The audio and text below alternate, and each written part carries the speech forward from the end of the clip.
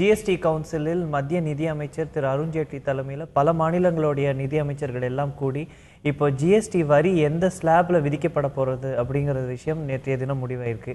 So எல்லாராலையும் எதிர்பார்க்கப்பட்டது 18லிருந்து 22% தான் இந்த வரி இருக்கணும். அப்படி பார்த்தா கூட இது இந்த ஆவரேஜ் டேக்ஸ் 18% கீழே தான் வரதை நம்ம பார்க்குறோம். ஒரு 4 அடுக்கு வரிமுறை இப்போ வரப்போகுது. போஸ்ட் இண்டிபெண்டன்ஸ் ஒரு பெரிய ரிஃபார்ம் இந்தியன் அட்மினிஸ்ட்ரேஷனில் அப்படின்னு பிச் பண்ணப்படுறது இந்த ஜிஎஸ்டி மசோதா. இப்போ அது மசோதா தாக்கல் செய்யப்பட்டு அதை அப்ரூவ் ஆகி இன்றைக்கி டேக்ஸ் ஸ்லாபுக்கு வந்தாச்சு 5, 12, 18, 28%. இதில் அத்தியாவசிய பொருட்களுக்கு 5%, லக்ஸரி ப்ராடக்ட்ஸ்க்கு 28% அப்படின்ற பல ஸ்லாப்ஸ் வச்சுருக்காங்க. இந்த 4 அடுக்கு வரி விதிப்பை நம்ம எப்படி பார்க்குறோம்? இது உண்மையிலே இது டேக்ஸ் ரிஃபார்ம்ஸ்க்கு நம்ம நாட்டுக்கு வளர்ச்சிக்கு வழிவகுக்கும்னு எடுத்துக்கலாமா? இது இன்னும் கொஞ்சம் உள்ளே போனோம். இன்றைக்கும் டிஸ்கஷன் இருக்குது. அவங்களுக்கு நேற்று உள்ள சஜஷன்ஸ் என்னெல்லாம் கொடுக்கப்பட்டது அப்படிங்கிற அடிப்படையில் பார்த்தா இது ஒரு ரெவல்யூஷனரியான ஜிஎஸ்டிங்கிறது பல வருடங்களாக இந்தியாவில் அமல்படுத்தப்படணும்னு சொல்லப்பட்டு இப்போ இந்த ஸ்டெப் அளவுக்கு வந்திருக்குது. ஆனால் குறைந்தபட்ச வரிங்கிறது 6லேருந்து 5ங்கிறத குறைச்சிருக்கிறாங்க. அத்தியாவசிய பொருட்களுக்கு, உணவுப் பொருட்களுக்கு அப்படின்னு சொல்கிறாங்க. அந்த இதுலேயே அத்தியாவசிய பொருளுங்கிறதுல நாம் உணவுப் பொருள் எல்லாத்தையும் சேர்க்குறாங்களா, இல்லை உணவுப் பொருட்களையே பிரிக்கிறாங்களா? அத்தியாவசிய பொருள்லேயே இது ரொம்ப ஏன்னா கிரேட்ஸ் இருக்குது. ஒரு பொருளினுடைய தரம் வேறு வேறு தரமாக இருக்குது.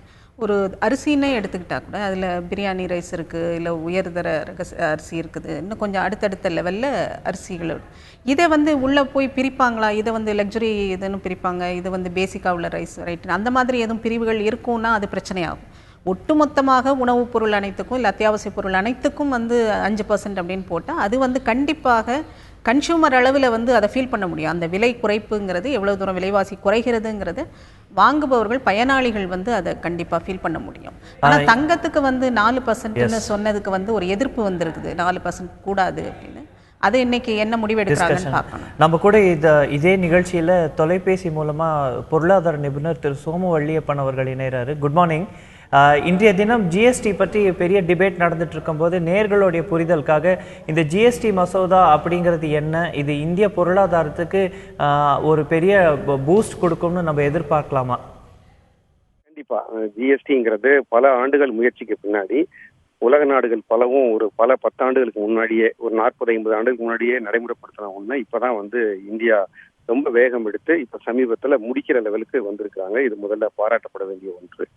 ஏன் இது மாதிரி விஷயங்கள் ரொம்ப தாமதமாகுதுன்னா, இப்போதைக்கு இருக்கிற நிலைமையில குறிப்பிட்ட வரி விகிதங்கள்ல குறிப்பிட்ட அரசாங்கங்கள், மாநில அரசாங்கம் தனியாகவும் மத்திய அரசாங்கம் தனியாகவும் சிலருக்கு வரி விதித்தும் சிலருக்கு வரி விதிக்காமலும், சிலவற்றுக்கு அதிகமாகவும் சிலவற்றுக்கு குறைவாகவும் வரி விதித்துக்கிட்டு இருக்காங்க. அதனால இது ஒரு ஸ்டேட்டஸ் கோ. இந்த ஸ்டேட்டஸ் கோங்கிற இந்த நிலைமை புதிய திட்டத்துல மாறப்போகுது. குறைவா வரி கட்டிக்கிட்டு இருக்கவங்க சில பேர் கூடுதலா கட்டிக்கிட்டு இருக்கவங்களுக்கு ஒரு லாபமும் கிடைக்க போகுது. சில மாநிலங்கள் இழக்க போகுது, சில மாநிலங்களுக்கு கூட கிடைக்க போகுது. இது எல்லாவற்றையும் சேர்ந்து மத்திய அரசு நிர்வாகம் செய்யணும். ஆக இது மாதிரி ஒரு இடமாற்றம், ஒரு ஈக்குவலிபிரியம் மாறுற போது ஒரு சிக்கல் வரும். அந்த சிக்கல் எனக்கு தெரிந்து இப்ப மிக சுலபமாக சமாளிக்கப்பட்டு கொண்டிருக்கிறதா நான் நினைக்கிறேன். இப்போ வருகிற எதிர்ப்பு குரல்கள் அவ்வளவு பெரிதாக இல்லை. இது ஒரு ஆச்சரியமா தான் இருக்கு. ஏன்னா இன்னமும் ஒரு தெளிவான அணுகுமுறையில ஒரு ஜிஎஸ்டி கவுன்சில போட்டு மாநிலங்களுக்கும் அதுல ஒரு பங்கு கொடுத்து அவர்களையும் இணைத்து கொண்டு இந்த வேலை நடந்து கொண்டிருக்கிறது. மாநிலங்களுக்கு இதுல எந்த அளவுக்கு இன்னும் ரெப்ரசன்டேஷன் இருக்க போறதுங்கிறது பொறுத்து இருந்து பார்க்க போறோம். நம்ம எல்லாருடைய புரிதலுக்காக இந்த 4 ஸ்லாப் டாக்ஸ் ரிஃபார்ம்ஸ் கொடுத்திருக்காங்க. இதுல எந்த பொருட்களோட விலை ஏறும், எந்த பொருட்களோட விலை குறையும் அப்படிங்கறதுல நம்மளுக்கு இப்பவே ஏதாவது விஷயம் தெரியுமா?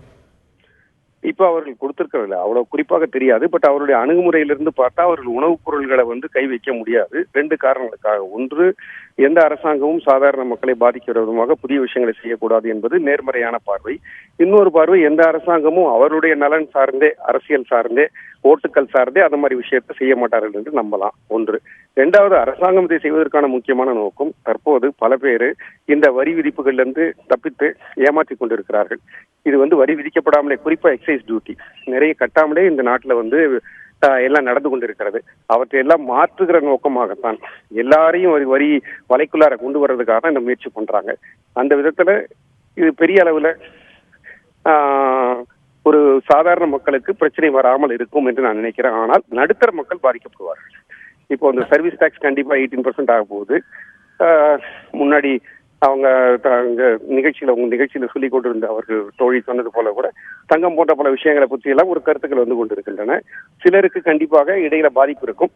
ஆனா ஒரு தொலைநோக்குல நீண்ட காலத்துல ஒரு பெரும்போக்குல இது நல்ல விஷயம் என்று நான் நினைக்கிறேன். இப்போ இருக்கக்கூடிய உலக பொருளாதார சூழ்நிலையில் பார்த்தோம் அப்படின்னா சைனாவில் வந்து ஒரு எக்கனாமிக் ஸ்லோ டவுன் இருக்குது, யூரோப்லேயும் ஒரு எக்கனாமிக் ஸ்லோ டவுன், பிரெக்சிட் போன்ற பல விஷயங்கள் நடந்து கொண்டு இருக்கும்போது இந்தியா வந்து ஒரு இன்வெஸ்டர் ஃப்ரெண்ட்லி ஜோனாக நம்ம மாற ட்ரை பண்ணிட்டு இருக்கோம். இன்னும் கூட எஃப்டிஐ எல்லாமே அப்படி பார்க்குறோம். அப்படி பார்க்கும்போது இந்த ஜிஎஸ்டி அப்படிங்கிற இந்த டேக்ஸ் ரிஃபார்ம்ஸ் வந்து நம்மளுடைய பொருளாதாரத்தை உலக அளவில் வந்து ஒரு பாசிட்டிவ் ட்ரெண்டு கொண்டு போகும்னு எதிர்பார்க்கலாமா, இல்லை இது is it too early to predict that? இல்ல, GST has already been discounted as having come. இது வந்து ஜிஎஸ்டி இனிமேல்ட்டு ஏதாவது சிக்கல் வந்தாதான் நெகட்டிவா நம்மளை பார்ப்பாங்க தவிர ஜிஎஸ்டி நடைமுறைப்படுத்த போது அதை பாசிட்டிவா பாக்குறதுக்கு ஒன்றும் ஸ்கோப் இல்லை. ஏன்னா ஆல்ரெடி அதை வந்து நாம இந்தியாவில் வந்துவிட்டது போன்ற ஒரு பிரமை தான் எல்லாரிடமும் இருக்கிறது. உலக முதலீட்டாளர்கள் மத்தியில இது ஒரு வேகமா நடக்கிற ரீஃபார்ம்ஸ்ல ஒரு ஐட்டமா இதை ஆல்ரெடி டிக் பண்ணிட்டாங்க. இது நமக்கு ஒரு ரீஃபார்ம்ஸ்ல ஒரு முக்கியமான விஷயமாக கருதப்படுகிறது. நாம் செய்து கொண்டிருக்கிறோம், செய்து விடுவோம் என்கிற நம்பிக்கையில் தான் உலக முதலீட்டாளர்கள் இதை பற்றி அதிக புதிய கருத்துக்கள் எதுவும் இல்லாமல் இருக்காங்க. கடைசி கேள்வியாக, தமிழகம் வந்து மோஸ்ட் இண்டஸ்ட்ரியலைஸ் ஸ்டேட், நம்மளுக்கு இதனால பாதிப்புகள் இருக்குமா, இல்லை நம்மளுக்கு வந்து இதில் சாதகமான பகுதிகள் அதிகமாக இருக்குன்னு பார்க்குறோமா? ஏன்னா நம்ம மாநில அரசாங்கம் தான் இந்த ஓட்டிங்லேருந்து அதிமுக அப்ஸ்டெயின் பண்ணதையும் நம்ம பார்க்குறோம். அப்படி பார்க்கும்போது தமிழகத்துக்கு இதில் சாதகங்கள் அதிகமாக பாதகங்கள் அதிகம்னு பார்க்குறோமா? இப்போதைக்கு இருக்கிற தோற்றத்தின்படி வந்து தமிழகம், மகாராஷ்டிரா போன்ற ஒரு அதிக உற்பத்தி செய்கிற மாநிலங்களுக்கு ஒரு வரி இழப்பு இருக்கும், வருவாய் இழப்பு இருக்கும் என்பதுதான் தோற்றம். ஆனா ஜெய்ட்லி என்ன தொடர்ந்து சொல்றாருன்னு சொன்னா, நீங்க செஸ் விதித்துக் கொள்ளலாம், செஸ்ஸை வந்து 5 ஆண்டுகளுக்கு பார்க்கலாம், அதற்கு பிறகு ஒவ்வொரு வருட முடிவிலேயே நாம உங்களுக்கு செஸ்ல வந்த வருமான தொகையின் மேலும் உங்களுக்கு இழப்பு இருந்தால் அதையும் நாங்கள் ஈடு செய்கிறோம், இது மாதிரி எல்லாம் சொல்றாங்க. இதெல்லாம் போக மத்திய அரசாங்கத்துக்கு வருகிற வருமானத்திலிருந்து 42% எல்லா மாநிலங்களுக்கும் பிரித்து கொடுக்க வேண்டும் என்றும் ஒன்று இருக்கிறது. ஆக இங்க இழப்பு இருந்தாலும் மத்தியக்கு போனா திரும்ப அது நமக்கு வரத்தான் செய்யும். எல்லாவற்றையும் கூட்டு கழித்து பார்த்தால் ஒரு பெரிய நட்டம் வந்து விடாது என்றுதான் நான் நினைக்கிறேன். நிகழ்ச்சியில் தொலைபேசி வாயிலாக கலந்து கொண்டு உங்கள் கருத்துக்களை பகிர்ந்து கொண்டு ரொம்ப நன்றி. நம்மளுடைய டிஸ்கஷனுக்கு மீண்டும் நம்ம போகும்போது பார்த்தீங்க அப்படின்னா ஒரு சர்வீஸ் டேக்ஸ் தொடங்கி பல டேக்ஸஸ் இருந்து அதுவும் ஒரு மாநிலத்துக்கும் அது வேறுபட்டுகிட்டே இருக்க ஒரு காலகட்டத்தில் ஒரே ஒரு டேக்ஸ் ரிஃபார்ம்ஸாக இதை கொண்டு வரதுக்கு ட்ரை பண்ணி April 1, 2017 இது இம்ப்ளிமெண்ட் பண்ணணுங்கிற ஒரு கோலோட ஒர்க் பண்ணிட்டு இருக்காங்க. அது சாத்தியமாகுமாங்கிறது நம்ம பொறுத்திருந்து பார்க்கணும். அப்படியே நம்ம பார்த்தாலுமே கூட இப்போ இருக்கக்கூடிய எக்கனாமிக் அன்சர்டனிட்டியில் அவர் சொன்ன மாதிரி கூட நம்ம எடுத்துக்கிட்டோம் அப்படின்னா இப்போ இருக்கக்கூடிய ஒரு எக்கனாமிக் அன்சர்டனிட்டியில் இந்த டேக்ஸ் ரிஃபார்ம்ஸ் வந்து நம்மளுடைய தேசத்துடைய பொருளாதாரத்துக்கு எந்த அளவுக்கு நம்மளுக்கு ஒரு பாசிட்டிவ் ட்ரெண்ட் கொடுக்கும்னு நினைக்கிறீங்க? நினைக்கிறதுக்கு ஒன்றும் இல்லை, அது பாசிட்டிவ் ட்ரெண்ட் தான் அப்படிங்கிறது தான் என்னுடைய பார்வை. அதாவது மாநிலத்துக்கு மாநிலம் ப்ரைஸ் வேரியேஷன்ஸ் இருக்கிறதுங்கிறது வந்து முதல்ல வந்து ஒரு டேக்ஸ் எவேஷனுக்கு அது ஒரு பெரிய காரணமாக இருக்குது. அதுவே முதல்ல அடிப்படையில் அது ஒரு பெரிய பூஸ்ட் வந்து ஜிஎஸ்டி வந்ததுன்னா கிடைக்கும். டேக்ஸ் எவேஷன்ஸ் வந்து பெரிய அளவில் குறையும். அவர் சொல்லும் போதே அவர் அதை குறிப்பிட்டு சொன்னார். அதனால் டேக்ஸ் எவேஷன்னால் நமக்கு ஏற்படுகிற வரி இழப்புங்கிறது மிகப்பெரிய அளவு. 50,000 கோடி கிட்ட வந்து கவர்மெண்ட்டுக்கு இதன் மூலம் வரி வருவாய் வரும் அப்படிங்கிறது தான் கணக்கு இப்போதைக்கு. அதில் 48% வந்து எல்லா ஸ்டேட்டுக்கும் பிரித்து கொடுக்க போகிறாங்கங்கிறது. ப்ளஸ் லாஸ் வந்து தமிழக மாதிரியா மாநிலங்களுக்கு ஏற்படுகிற அந்த இழப்பை வந்து 5 வருடங்களுக்கு மத்திய அரசு வந்து டேக் கேர் பண்ணிக்கணும். அது ஒரு எக்ஸ்ட்ரா செஸ் போடுறாங்க அந்த 28% டேக்ஸ் மேலே. அதில் பார்த்தோம் அப்படின்னா அந்த 28% டேக்ஸ் போட்டிருக்கிற சில விஷயங்கள் கமாடிட்டிஸ் அப்படி பார்த்தோம்னா கண்ணாடி பாட்டிலுக்குள்ளே அடைக்கப்படக்கூடிய ஏரேட்டட் ட்ரிங்க்ஸ் முதற்கொண்டு எல்லாம் போட்டிருக்காங்க, லக்ஸரி கார்ஸ் போட்டிருக்காங்க. ஸோ இது திருப்பி வந்து அவர் சொன்ன மாதிரி கூட நம்ம எடுத்துக்கிட்டோம் அப்படின்னா எந்த ஆட்சி இருந்தாலுமே அது ஒரு அரசியல் கட்சி அப்படின்னு பார்க்கும்போது அதில் ஒரு ஓட் பேங்க்கும் இருக்கும் அப்படிங்கிறதையும் பார்க்குறோம். ஸோ இதில் வந்து அத்தியாவசிய பொருட்கள், பருப்பு, அரிசி போன்றவர்களுக்கு 5% தான், லக்ஸரி ப்ராடக்ட்ஸ்க்கு அதிகமாக போட போகிறாங்க அப்படிங்கிறது இது வந்து நம்ம இக்கனாமிக் ஸ்டாண்டர்ட்ஸ்லேருந்து மட்டும் பார்க்கணுமா, இல்லை இதுக்கு ஒரு பொலிட்டிக்கல் டிஞ்சும் நம்ம கொடுக்கணுமா? இதில் ஒரு முக்கியமான இதை நீங்கள் விட்டுட்டீங்க. லக்ஸரி ப்ராடக்ட்ஸில் ஆல்கஹால், எஸ், ஆல்கஹாலுடைய விலை கூட போகுது. தமிழ்நாட்டை பொறுத்த அளவில் மது தான் மிகப்பெரிய பிரச்சனையாக இப்போ இருந்துகிட்ருக்கு. அப்போ மதுவினுடைய அந்த விலை வந்து மிகப்பெரிய அளவில் கூடும்போது கவர்மெண்ட்டால் நிறுத்த முடியாத ஒரு மது விலக்கை அமல்படுத்த முடியாத ஒரு நிலையில் அந்த மதுவை கன்சூம் பண்ற அளவு வந்து இந்த விலைவாசி உயர்வுனால புகையிலை பற்றி இருக்கு. ஆல்கஹால் பத்தி என்ன 28% அந்த ஜிஎஸ்டி ஆம்பட்ல ஆல்கஹால் இருக்காங்கிறதையும் நம்ம இருக்கு. அதுல வந்து மது இதுக்கெல்லாம் இருக்குது. ஒருவேளை அது விலை கூட்டப்பட்டது அப்படின்னா அது மது விலக்குங்கிறத கேட்கறதுக்கு வந்து கன்சியூமர்ஸ்க்கு வந்து அது கொஞ்சம் ஒரு கட்டுப்பாட்டை கொண்டு வரும் அப்படிங்கிறது ஒரு பாசிட்டிவான நம்மளுடைய புரிதல் சரியா இருந்தது அப்படின்னா மது வந்து மாநில வரி உட்பட்ட இதுக்கு தான் போகும் அப்படிங்கிறத தமிழகம் வந்து இந்த ஜிஎஸ்டிக்கு ஒத்துக்கிட்டதுக்கே முக்கிய காரணம் அப்படிங்கிறதையும் நம்ம அதுதான் அது இன்னும் டென்டேட்டிவாக தான் இருக்குது. ஒரு வேளை வந்தது அப்படின்னா அது வந்து ஒரு பாசிட்டிவான சைன் அப்படிங்கிறது. இதை தவிர இந்த ஜிஎஸ்டி மசோதா பற்றி இன்னும் நம்ம விவாதிக்க வேண்டிய விஷயம் பார்த்தோம் அப்படின்னா இதில் வந்து ஃபெட்ரல் ஸ்ட்ரக்சர், ஒரு ஃபெட்ரல் ஸ்ட்ரக்சரில் மாநிலங்களுக்கு வந்து எந்த அளவுக்கு முக்கியத்துவம் இருக்குது அப்படிங்கிற டிபேட்குள்ளே போனோம் அப்படின்னா இந்த மாதிரி ஒரு சென்ட்ரல் டேக்ஸ் ரிஃபார்ம் அப்படின்னு வரும்போது மாநிலங்களுக்கு வந்து இழப்பு ஏற்படும், அதுக்கு மத்திய அரசாங்கம் இழப்பீடு கொடுக்க போகிறாங்க. அப்படி இல்லாமல் இருக்கும்போது அந்த பிக் பிரதரை நோக்கி தான் நம்ம எல்லாரும் இனிமேல் இருக்க போகிறோம் அப்படிங்கிற மாதிரி ஒரு அப்ரோச் இதுக்கு வந்துருமா? அதாவது அதுதான் ஒரு ஃபெட்ரல் செட்டப்னா நீங்கள் வந்து மாநிலம் உரிமைன்னு ஒன்று இருக்குது. நாம் ஜென்ரேட் பண்ண மணியினுடைய அளவு, பணத்தினுடைய நிதியினுடைய அளவுங்கிறது ஒன்று இருக்குது. நாம் வரி வருவாயாக எவ்வளவு தூரம் கொடுக்குறோங்கிறது இருக்குது. இது ஒரு பெரிய இண்டஸ்ட்ரியலிஸ்ட் ஸ்டேட்டுங்கும் போது அந்த இடத்துல வருவாய் அதிகமாகத்தான் இருக்கும், டேக்ஸுமே அதிகமாகத்தான் இருக்கும். அப்போ இந்த வருவாய், தமிழகம் ஈட்டுகிற இந்த வருவாய் பின்தங்கிய மாநிலங்களில் இருக்காது. அப்போ ஒரு ஃபெட்ரல் செட்டப்பில் இந்த வருவாயை ஈக்குவலாக பிரித்து கொடுப்பதுங்கிறது நடக்கும். அந்த இடத்துல தமிழகத்துக்கு இழப்புகள் இருக்கும். ஆனால் அதை வந்து ஒட்டுமொத்தமான வளர்ச்சி, ஒரு தேசத்தின் ஒட்டுமொத்தமான வளர்ச்சிங்கிற அடிப்படையிலேருந்து பார்க்கும்போது இந்த மாதிரியான காம்ப்ரமைஸை செய்யத்தான் வேணும். எஸ், அண்ட் ஒரு ஃபியூச்சரிஸ்டிக் ரிஃபார்ம்ஸாக இதை நம்ம பார்க்கும்போது இது நம்ம வருங்காலத்துக்கு எந்த அளவுக்கு நம்மளுக்கு நன்மை செய்ய போகுது அப்படிங்கிறதையும் பார்க்கணும். இது ஒரு மேஜர் ரிஃபார்ம்ஸாக பார்க்கணும். 5 முதல் 28% வரை 4 டிஃப்ரெண்ட் ஸ்லாப்ஸில் வந்து ஜிஎஸ்டி டேக்ஸ் இருக்க போகுது அப்படிங்கிறதையும் நம்ம பார்க்கிறோம். இதனால மாநிலங்களுக்கு எந்த அளவுக்கு நன்மை, தேசத்தோட ஒட்டுமொத்த பொருளாதாரத்துக்கு எந்த அளவுக்கு நன்மை என்று பல விவாதங்கள் நடந்து கொண்டே இருக்கின்றது.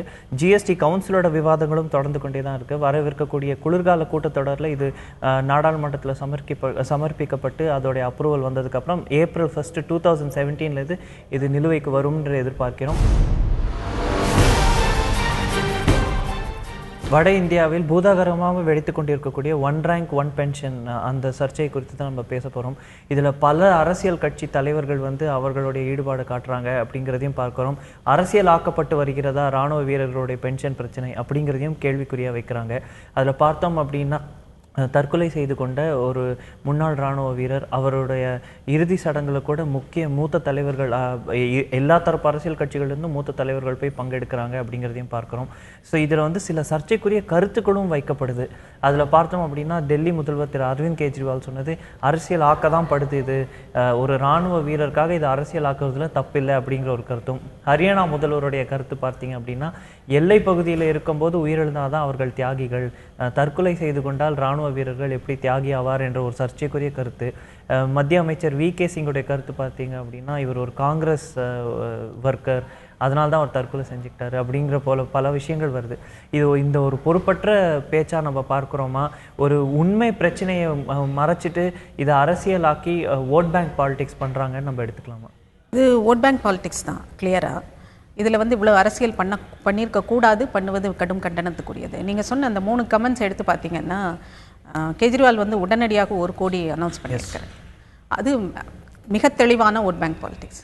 இன்னொன்று எதை வந்து இவங்க எல்லாம் எதிர்க்கட்சிகள்லாம் கவுண்டர் பண்ணுறாங்கன்னா, சமீபத்தில் சர்ஜிக்கல் ஸ்ட்ரைக் நடந்தது, அப்புறம் மோடி போய் இராணுவ இவங்களோட போய் தீபாவளி கொண்டாடினார். இது எல்லாம் இராணுவத்தை வந்து பிஜேபி வந்து கவர்வதற்கு எல்லா வேலைகளும் செய்கிறாங்கங்கும்போது அதற்கு ஒரு மாற்று இதிலேருந்து வந்து ஒன்று அதுக்கு எதிராக இராணுவத்தை வந்து இது பண்ணணுங்கிற ஒரு கட்டாயம் வந்து எதிர்க்கட்சிகளுக்கு இருக்குது. அந்த அளவில் இதை செய்கிறாங்க அடிப்படையான. ஆனால் இது மிக மிக தவறான ஒரு போக்கு, கண்டனத்துக்குரிய போக்கு, நாட்டின் பாதுகாப்பை கேள்விக்குறியாக்குகிற, அந்த இராணுவத்திலையும் போய் அரசியலை புகுத்துகிற, எந்த விதமான அடிப்படை ரெஸ்பான்சிபிலிட்டியும் இல்லாத ஒரு அரசியல். இதை வந்து யாருமே செய்யக்கூடாதுங்கிறது தான். 2வது கத்தாரோட கமெண்ட் நீங்கள் சொன்னீங்க, அவர் தியாகி இல்லை அப்படின்னு.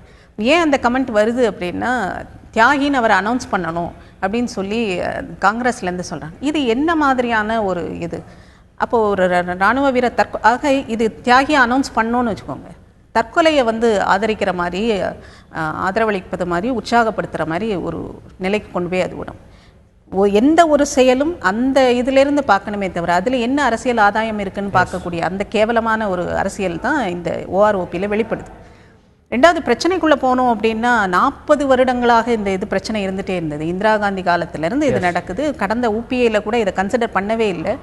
ஆனால் இந்த அரசு வந்த பிறகு அதை கையில் எடுத்து மேஜர் குறுக்கிட மன்னிக்கணும், இவருடைய மேஜர் போல் பிளாங்காவே இது இருந்தது.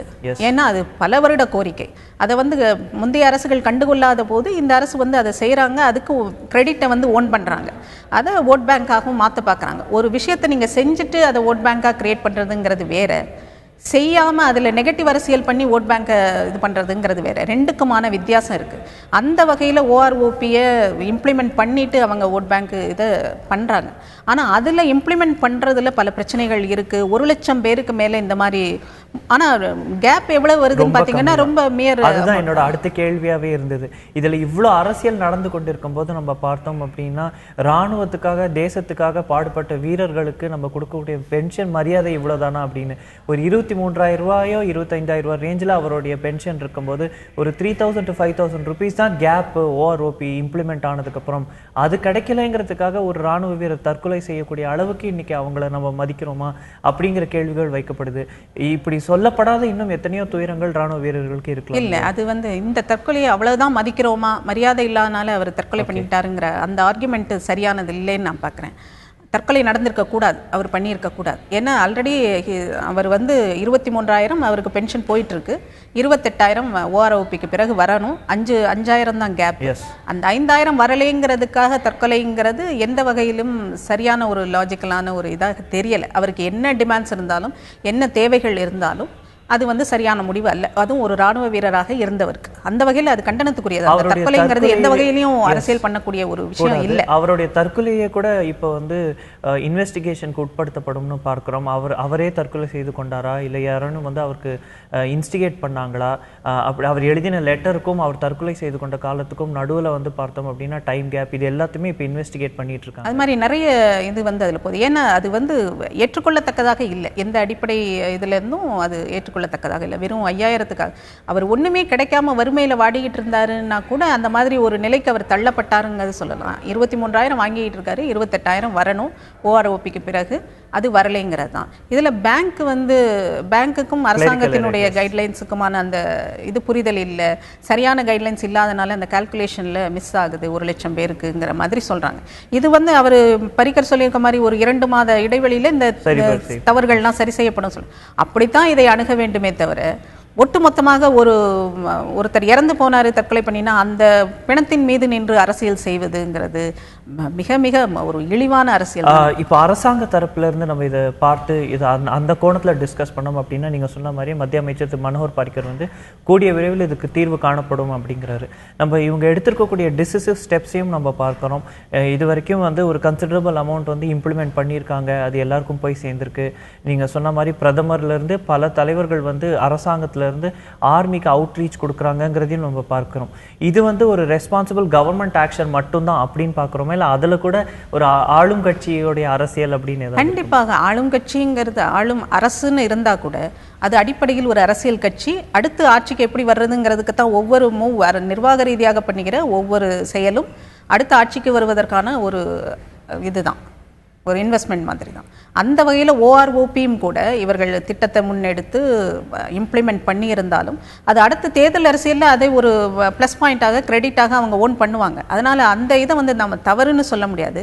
ஆனால் இராணுவத்தை எந்த அளவுக்கு மெயின் ஸ்ட்ரீம்குள்ளே கொண்டு வந்து அதை ஒரு அரசியல் பாடுபொருளாக கொண்டு வருவதுங்கிறது கொஞ்சம் பிரச்சனைக்குரியது தான். இப்போ இந்த எதிர்கட்சி ஸ்பேஸ் அப்படின்னு பார்த்தோம்னா கடுமையான போட்டி இருக்கு. யார் வந்து இந்த ப்ரொட்டஸ்ட்க்கும் இந்த என்டையர் ஆப்போசிஷனுக்கும் வந்து ஒரு லீடாக தங்களை காட்டிக்கிறது அப்படின்னு அதில் பார்த்தீங்க அப்படின்னா 2 தலைவர்கள் வந்து முக்கியத்துவம் பெறுறாங்க. ஒருத்தர் வந்து டெல்லி முதல்வர் அரவிந்த் கெஜ்ரிவால், இன்னொருத்தர் வந்து காங்கிரஸ் திரு ராகுல் காந்தி அவர்கள். ஸோ இவங்க 2 பேர் தலைமையில தான் நிறைய ப்ரொட்டஸ்ட் நடக்குது இந்த ஓஆர்ஓபி சம்மந்தப்பட்டு அப்படிங்கிறத நம்ம பார்க்குறோம். அப்படி பார்க்கும்போது இவர்கள் இருவருக்கும் வந்து நம்ம மீண்டும் பேசிட்டு வர மாதிரி வரவிருக்கக்கூடிய தேர்தல்கள் உத்தரப்பிரதேஷ், பஞ்சாப் போன்ற தேர்தல்களுக்கு இது வந்து ஒரு ப்ரீகர்சராக இவங்க பண்ணக்கூடிய விஷயமா நம்ம எடுத்துக்கலாம். ஆமாம், கண்டிப்பாக. ஏன்னா பொறுப்பற்ற தலைவர்கள்னு இன்னைக்கு இந்த விஷயத்தில் பார்த்தோம்னா கேஜ்ரிவாலையும் ராகுலையும் தான் இந்த விஷயத்தில் சொல்லணும். மிக மிக பொறுப்பற்ற ஒரு இழிவான அரசியலை எவ்வளவு தூரம் முன்னெடுக்கிறாங்கிறதுல நாம் பார்க்குறோம். ராகுல் காந்தி அந்த இதில் பேசும்போது அவர் போய் உடனடியாக அந்த ஹாஸ்பிட்டலில் போய் அந்த உடலை பார்க்க போகிறாரு. எந்த இதுக்கும் ஒரு சர்டன் டீசன்ட் பீரியட்னு ஒன்று உண்டு. உடனடியாக ஒரு தற்கொலை நடந்துருச்சுன்னு உடனே அரசியல் இவங்களெல்லாம் கூட்டிக்கிட்டு அந்த இடத்துக்கு போய் பார்க்குறது, அந்த இடத்துல ஒரு ஃபோட்டோ ஆப்பர்ச்சுனிட்டிக்கு இது கொடுக்கறது, இல்லை பேட்டி கொடுக்கறது, என்ன நடந்தது, யார் இறந்து போனார்கள்ங்கிற அடிப்படை விஷயத்தை கூட தெரிஞ்சுக்காம ஒரு தலைவர் அந்த இடத்துல போய் ஒரு பிரச்சனை பண்ணுறாரு அப்படிங்கிறது எந்த வகையிலன்னு தெரியல. ஏன்னா அவர் பேசிய வீடியோக்கள்ல வருது, யார் இறந்து போனாங்கங்கிறதே அவருக்கு தெளிவில்லாமல் ஒரு பேசுகிறார். அது ஒன்று. ரெண்டாவது, கேஜ்ரிவாலினுடைய அரசியல். பஞ்சாப் இந்த இதுல எல்லாம் பார்த்தீங்கன்னா அங்கே இராணுவ இவங்க வந்து மிக அதிகம். அதனால அந்த இடத்துல இராணுவம் வந்து இப்போ வந்து ஒரு அரசியலுக்கான தேர்தல் அரசியலுக்கான ஒரு பிரச்சனையாக கொண்டு போறாங்க. இதுதான் பொறுப்பற்ற அரசியல்ங்கிறது. இதை வந்து எல்லா கட்சிகளும் செய்து, பிஜேபி உட்பட எல்லாரும் செய்யறாங்க. அதுதான் இந்த இடத்துல கண்டனத்துக்குரிய. நம்ம பார்க்கிறோம், சில தினங்களுக்கு முன்பு மும்பையில் வந்து ஒரு பிரபல ஹிந்தி திரைப்படம் ரிலீஸ் ஆகிறதுக்கு ராணுவத்துக்கு 5 கோடி வந்து டொனேஷனாக கொடுக்கணும்னு ஒரு அரசியல் கட்சியிலேருந்து ஒரு கருத்து வருது. அதுக்கு ராணுவ தரப்புலேருந்து கடுமையான எதிர்ப்பும் வருது. ஸோ இராணுவத்தில் கூட அரசியல் புகுத்த முயற்சிகள் நடக்கின்றனவா போன்ற சமூக கேள்விகள் வைக்கப்படுகின்றன. கர்நாடகத்தில் நீதிமன்றத்தின் ஒரு பரபரப்பு அப்சர்வேஷன் பற்றி தான் நம்மளுடைய அடுத்த விவாதம் இருக்க போகுது. திப்பு சுல்தான் அப்படிங்கிற ஒரு ஹிஸ்டாரிக் ஃபிகரை வந்து நம்ம எல்லாருக்குமே வந்து ஒரு ரூலர் அப்படின்னு இன்ட்ரடியூஸ் பண்ணியிருப்பாங்க. இது வந்து கர்நாடகாவில் ஒரு சென்சிட்டிவ் சப்ஜெக்ட். ஒரு அங்கே பார்த்தீங்கன்னா அதில் கூட ஒரு ஓட் பேங்க் பாலிடிக்ஸ் இருக்கிறதையும் நம்ம பார்க்குறோம். ஒரு திப்பு ஜெயந்தி அப்படின்னு ஒன்று கடைபிடிக்கணும்னு கர்நாடக அரசு வந்து முடிவெடுக்கிறாங்க. இதுக்கு வந்து கோர்ட் வந்து பல கேள்விகள் வைக்கிறாங்க. அவர் வந்து அவருடைய ஆட்சியும் அவருடைய கண்ட்ரோலில் இருந்த ஏரியாவையும் கட்டுப்படுத்த தான், அதை காப்பாற்றுறதுக்கு தான் அவர் முயற்சிகள் எடுத்தாரே தவிர இந்தியாவுக்கு சுதந்திரத்துக்காக அவர் போராடலை. ஸோ அவர் வந்து சுதந்திர போராட்ட தியாகின்னு சொல்வது தவறு அப்படின்னு. அப்புறம் இதில் வந்து இது வந்து அந்த கொடகு டிஸ்ட்ரிக்டில் நம்ம பார்க்குறோம். இதில் வந்து நீங்கள் அரசியல் புகுத்தக்கூடாது, இதில் வந்து ஓட் பேங்க் இருக்கக்கூடாது அப்படிங்கிற அப்சர்வேஷன்ஸும் வருது. ஸோ கோர்ட்டோட இந்த அப்சர்வேஷனை நம்ம எப்படி எடுத்துக்கிறோம்? கோர்ட் ஏன் அப்படி சொல்கிறதுங்கிறதுக்கு ஒரு விளக்கமும் அவங்க சொல்லி தான் அந்த அப்சர்வேஷன் கொடுத்துருக்காங்க. அதாவது திப்பு சுல்தான் வந்து யாரை எதிர்த்து போராட்டினாலும் அவர் ஆங்கிலேயரை எதிர்த்து போராடினார்னு சொல்ல முடியாது. ஏன்னா ஹைதராபாத் நிஜாம் வந்து அவருடைய இதுக்கு அரசு எதிர்த்து வந்து போருக்கு வந்திருந்தா அவரையும் அவர் எதிர்த்திருப்பார். அப்போ அவர் வந்து சுதந்திர போராட்ட வீரர் தியாகின்னெல்லாம் அந்த டேகுக்குள்ளே அவர் வரமாட்டாருங்கிறத கிளியர் டெஃபினிஷனோட தான் சொல்கிறாங்க. அந்த வகையில் திப்பு வந்து இவர் கிடையாது, சுதந்திர போராட்ட இவர் கிடையாது, வீரர் கிடையாது. ஆனால் இந்த திப்பு ஜெயந்தி எதிலிருந்து வருது? அந்த ஓட் பேங்க் பாலிடிக்ஸ் தான். கிளியரான கர்நாடக காங்கிரஸ் அரசினுடைய ஒரு ஓட் பேங்க் பாலிடிக்ஸ். இது எது ட்ரிகர் பண்ணியிருக்கு அப்படின்னா, ஏற்கனவே அங்கே வந்து வால்மீகி ஜெயந்தி அண்ட் கனகதாசா ஜெயந்தின்னு 2 ஜெயந்தி இது பண்ணுறாங்க. அதனால திப்புவை எடுக்கிறாங்க. ஆனால் அதுக்காக நீங்கள் வந்து இந்த மதத்திலிருந்து ஒரு இவரை கொண்டு வரணும் அப்படின்னா நீங்கள் வேறு யாரையாவது சூஸ் பண்ணியிருந்தால் இவ்வளோ பிரச்சனை வந்திருக்காது. திப்புவை சூஸ் பண்ணது தான் அந்த இடத்துல பிரச்சனை. ஏன்னா வால்மீகியும் கனகதாசாவும் யாரையும் கொன்னாங்கங்கிறது இல்லை, அவங்கெல்லாம் டைரன்ஸ் கிடையாது, அந்த மாதிரியான ஒரு இதில் அவங்க ஈடுபட்டவர்கள் அல்ல.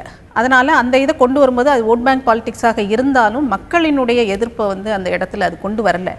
இந்த இடத்துல ஏன் வருது, திப்புக்கு எதிராக ஏன் வருது அப்படின்னா, கூர்க் பகுதியில் அந்த இதில் இருக்கிறவங்க இன்றைக்கும் தீபாவளி கொண்டாடுறதில்ல, ஒரு செக்ஷன் வந்து கொண்டாடுறதில்ல.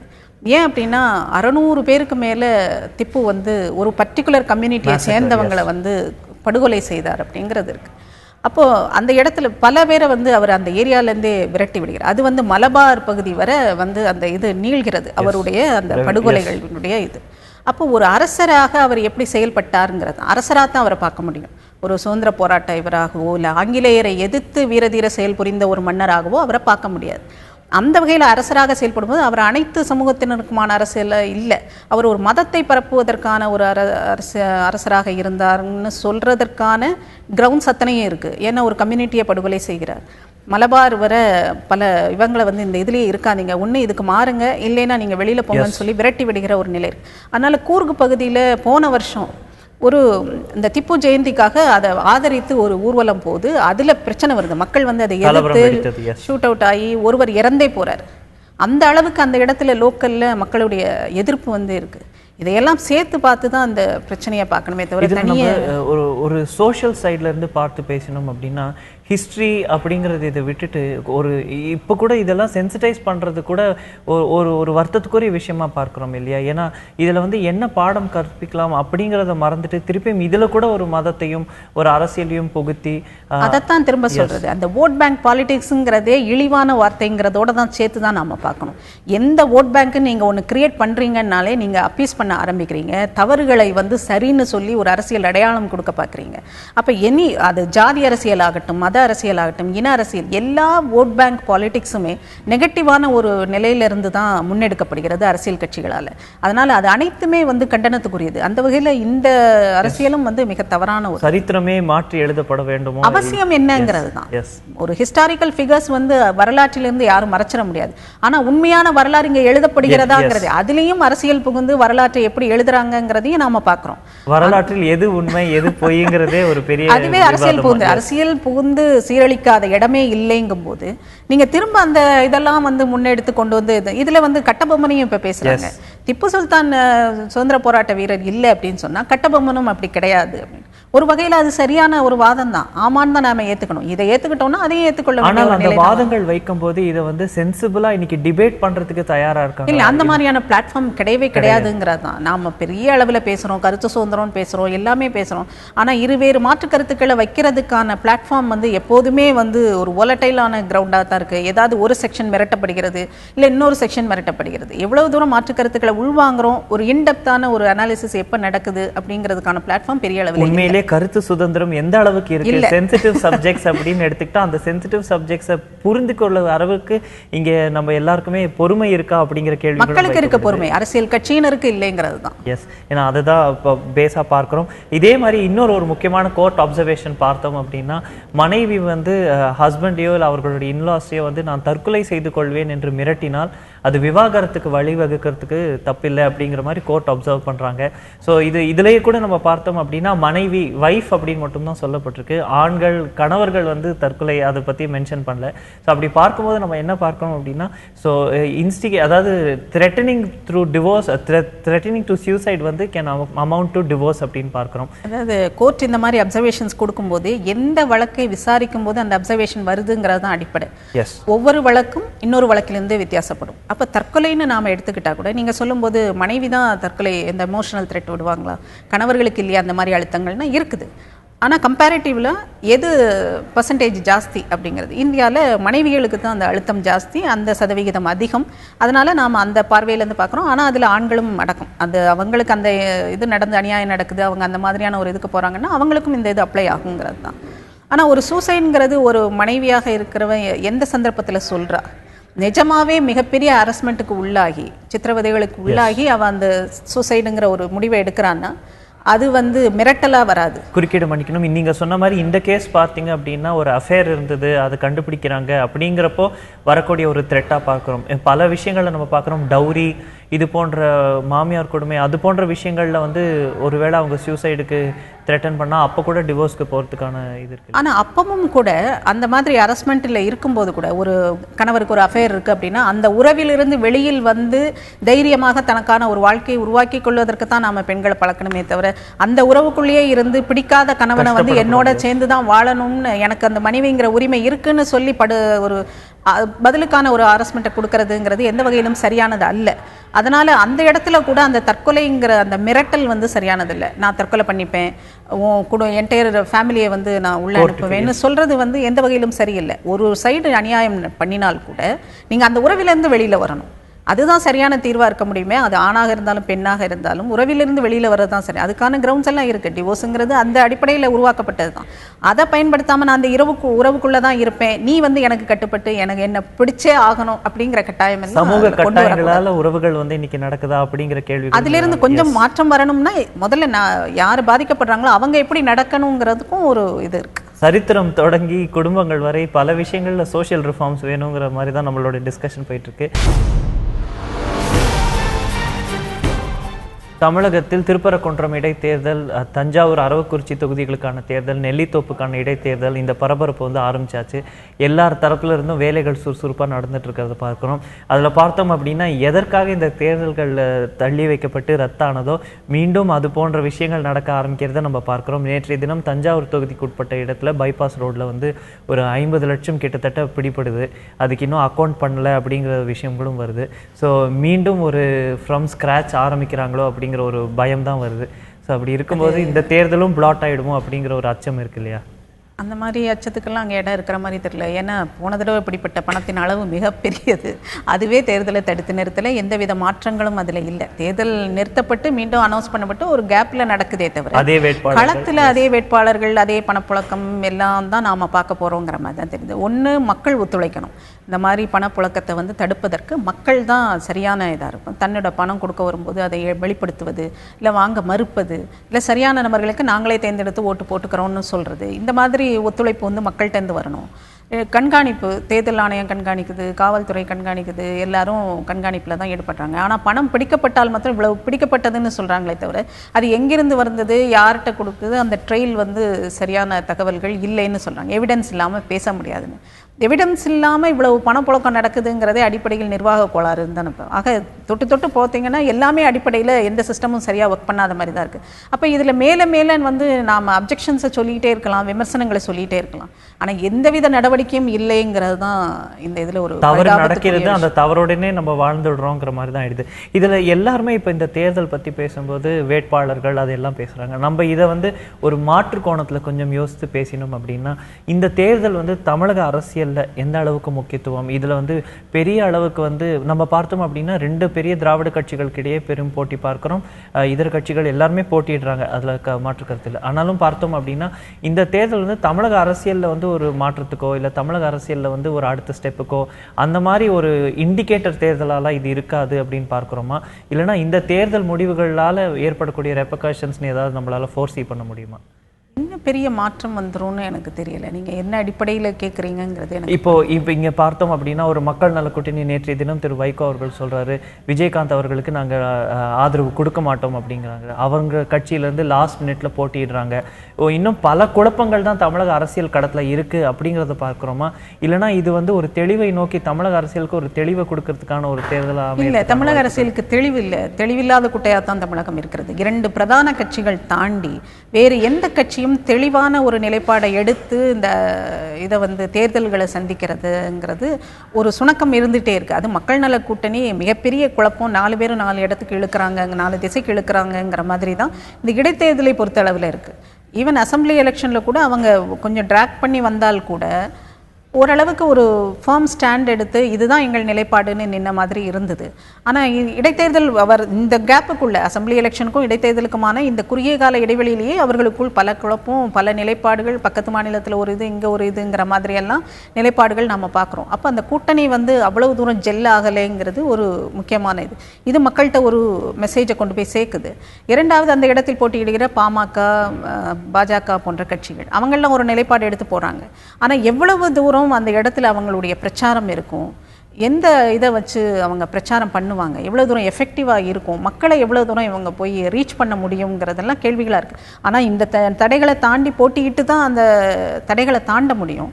அந்த அளவில் அவர்களுடைய செயல்பாடுகள்லாம் சரியாக தான் இருக்குன்னு நினைக்கிறேன். ஆனால் 2 பிரதான கட்சிகளை தாண்டி வெற்றிங்கிறது வேற யாருக்கும் அந்த இடத்துல இல்லை. ஸோ இன்னும் இந்த தேர்தல் பரபரப்பில் என்ன டெவலப்மெண்ட்ஸ் இருக்குன்னு வர இருக்கக்கூடிய நாட்களில் தான் பார்க்க போகிறோம்.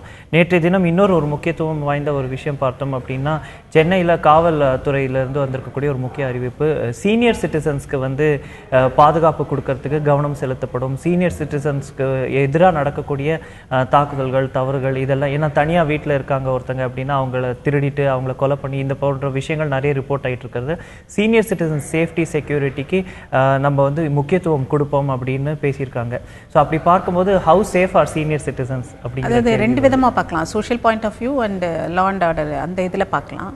சோஷியல் பாயிண்ட் ஆஃப் வியூவில் சீனியர் சிட்டிசன்ஸ் ஏன் முதியவர்கள் வந்து தனியாக இருக்க வேண்டிய ஒரு நிலைக்கு ஏன் தள்ளப்பட்டிருக்காங்க, அவங்களுடைய குழந்தைகள்லாம் வாரிசுகள்லாம் எங்கே, ஏன் கூட இருந்து அவங்கள பார்த்துக்கிறதுக்கான ஒரு சூழ்நிலை இல்லை அப்படின்னு பார்க்கும்போது அந்த எண்ணிக்கை எப்போ அதிகமாக இருக்குன்னா, குழந்தைகள் எல்லாம் வேறு வெளிநாடுகளுக்கு வேலை வாய்ப்புகளை தேடி ஒரு வாழ்வியலை தேடி போகும்போது இந்த இடத்துல பெற்றோர் வந்து தனிமைப்படுத்தப்படுறாங்க.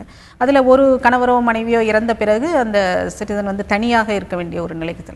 இந்த மாதிரி வாய்ப்புகள் மறுக்கப்பட்டு இங்கேருந்து வாய்ப்புகள் கிடைக்காமலோ இல்லை மறுக்கப்பட்டோ இங்கிருந்து போகிற அந்த ஒரு சூழல் அது ஏன் ஏற்படுதுங்கிறதுக்கு பல ஃபேக்டர்ஸ் இருக்குது. அதுக்குள்ளே போனால் பிரச்சனை வந்து வேறு, ஆனால் அது கவனிக்க வேண்டிய ஒரு social point of view. Law and order இதை பொறுத்தளவில் அவங்க நிறைய பேட்ரோலிங் பண்ணுறோம், நாங்கள் யார் யார் சீனியர் சிட்டிசன்ஸ் இருக்காங்க அவங்கள கண்டினியூஸாக வாட்சில் வச்சுருக்கிறோம், நெய்பர்ஸ்ட் எல்லாம் கேட்குறோம், இதெல்லாம் சொல்கிறாங்க. ஆனால் சொல்லும் போதே இன்னொன்று சொல்கிறாங்க, ஏற்கனவே உள்ள இதெல்லாம் நீங்கள் வந்து சீனியர் சிட்டிசன் பாதுகாப்பு இல்லாமல் இறந்து போனாங்கன்னு இல்லை, அவங்க சொத்து தகராறுக்காக இறந்தாங்க அப்படின்லாம் சொல்கிறாங்க. சொத்து தகராறு இருந்தால் கூட தனியாக இருக்கிறவங்களை வந்து கொல்றாங்க அப்படின்னா அந்த இடத்துல வந்து அவர்களுடைய தனிமையும் பாதுகாப்பின்மையும் தான் பிரச்சனை. அது என்ன தகராறுக்காக கொலை நடந்தாலும் சரி. அப்போ அந்த இடத்துல வந்து அது ஃபேமிலி டிஸ்பியூட்டாக இருக்கலாம், இல்லை வெளியிலிருந்து வந்து நகைக்கோ பணத்துக்கோ கொலை பண்ணுறவங்களா இருக்கலாம். அந்த இடத்துல அவர்களுக்கு பாதுகாப்பு இல்லைங்கிறது தான். அப்போ பேட்ரோலிங்கோ இதோ சரியான அளவில் இன்னும் முன்னெடுக்கப்படலை அப்படிங்கிற. வளர்ந்து வந்த பெருநகரங்களாக இருக்கலாம், இல்லை வளர்ந்த பெருநகரங்களாக இருக்கலாம், இந்த நகரங்களில் முதியவர்களுக்கு எந்த அளவுக்கு பாதுகாப்பு இருக்குது அப்படிங்கிற கேள்விகள் வைக்கப்படுது. வங்கக்கடலில் ஒரு புயல் சின்னம் உருவாவதுக்கான அறிகுறிகள் தென்படுறதா பார்க்கிறோம். ஆனால் இந்த புயல் சின்னம் வந்து வங்கதேசத்தை நோக்கி சென்றுவிடும் அப்படிங்கிற ஒரு நோட்டிஃபிகேஷனும் இருக்குது.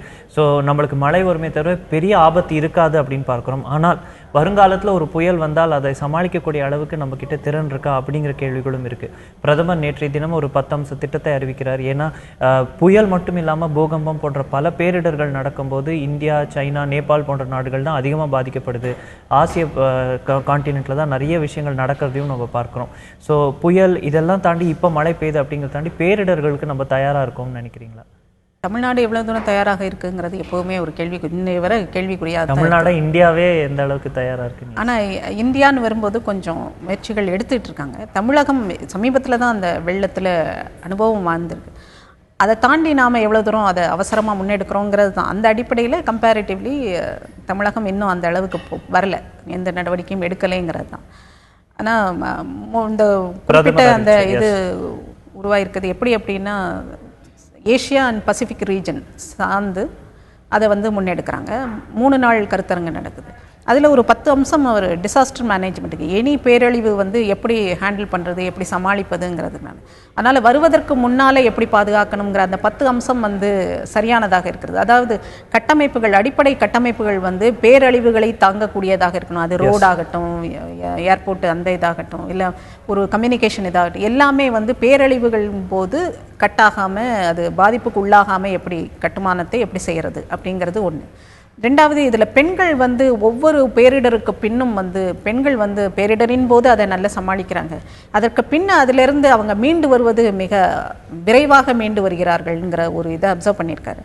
அந்த வகையில் பெண்களை வந்து இதில் அதிகமாக டிசாஸ்டர் மேனேஜ்மெண்ட்டில் ஈடுபடுத்தணும் அப்படின்னு சொல்லி, அது உண்மையிலே ஒரு சரியான அப்சர்வேஷன் அண்டு ஒரு பிரில்லியண்ட்டான ஒரு போக்கு அப்படின்னு தான் நான் அதை பார்க்குறேன். அது சரியான ஒரு இது. அதுக்கப்புறம் நிறைய இது சொல்கிறாங்க. அதில் பிராந்திய அளவில், ஏஷியா அண்ட் பசிபிக் பிராந்திய அளவில் வந்து நீங்கள் அந்த டெக்னாலஜி இதை வந்து பரிமாறும்போது அது வந்து இந்தியாவின் கடைக்கோடி உள்ளாட்சி வர, கிராமங்கள் வர வந்து அந்த டெக்னாலஜி ஷேர் ஆகும்போது உள்ளாட்சிகளையும் இதில் இணைக்கணுங்கிறாங்க. மிகப்பெரிய அளவில் ஒரு கம்யூனிகேஷன் நெட்வொர்க் வந்து டெவலப் ஆகும்போது எந்த டிசாஸ்டர் மேனேஜ்மெண்ட்டையும் நம்மளால் சரியாக பண்ண முடியும்னு நிறைய அம்சங்கள் அதில் பாராட்டக்கூடியது. ஒரு கூட்டு முயற்சியாக இது இருக்கணும். நம்ம அனைவரும் ஒன்று சேர்ந்து தான் இதெல்லாம் சமாளிக்கணுங்கிற கருத்துக்கள் தான் வைக்கப்படுது. இந்த திட்டம் நிறைவேறணுங்கிற ஒரு எண்ணம் தான் நம்மளுக்கும் இருக்கு. இன்றைய தினம் நாம் அரசியல் தொடங்கி வரலாறு, மழை வரை பல முக்கிய விஷயங்களை இன்று விவாதித்திருக்கோம். நிகழ்ச்சியில் கலந்து கொண்டு தங்கள் கருத்துக்களை பகிர்ந்து கொண்ட திருமதி பாதுகாப்புக்கு நன்றி. பார்த்த உங்கள் அனைவருக்கும் நன்றி. இன்றைய தினம் நடைபெறவிருக்கக்கூடிய பல முக்கிய விஷயங்களை நாளை இதே செய்தி அரங்கில் விரிவாக விவாதிப்போம். தொடர்ந்து இணைந்திருங்கள். நன்றி, வணக்கம்.